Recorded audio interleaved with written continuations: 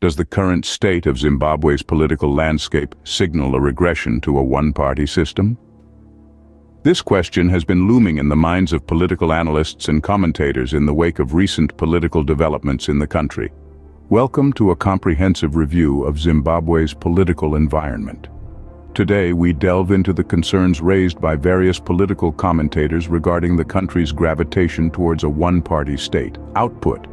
In August of 2023, Zimbabwe held harmonized elections, which saw the ruling ZANU PF party claiming all seats, leaving the main opposition, Citizens Coalition for Change, or CCC, in the shadows. Since then, ZANU PF's dominance has continued unabated in by-elections, leading to concerns about the future of democratic discourse in Zimbabwe. The opposition's woes were compounded when Sengezo Tshabangu, the interim Secretary General of the CCE, recalled more than 20 opposition legislators. This move has been seen as aiding ZANU PF towards a two-thirds parliamentary majority, a development that has left the Zimbabwean electorate disillusioned. Adding salt to the wound, ZANU PF won 2 more seats from the CCE in recent by-elections. Voter turnout was depressingly low, with Harare East constituency recording a turnout of 15.2% and Mount Pleasant constituency recording a turnout of 11.6%. Political analysts like Eldred Masunungure, director of Mass Public Opinion Institute, believe that these developments signal a full-scale regression to the post-Unity Accord decade, a period when Zimbabwe was effectively a de facto one-party system.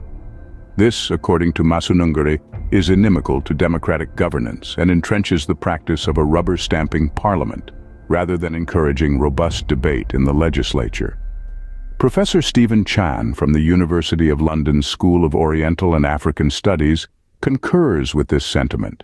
He believes that ZANU PF has accomplished its aim of creating a dominant party state with a tame or ineffectual opposition. However, all hope is not lost. Rejoice Ngwenya, another political analyst, describes the situation as pretty ugly, but remains optimistic. He believes that despite current challenges, the opposition will rise again, hopefully in a non-violent manner. To summarize, Zimbabwe's political landscape is currently under scrutiny due to the perceived dominance of the ruling ZANU PF party. Low voter turnout, a weakened opposition, and a disillusioned electorate are some of the key issues that have been highlighted. However, hope remains that the opposition will bounce back and restore the balance in Zimbabwe's political landscape. Stay informed, stay engaged, and remember, your vote is your voice. Use it wisely.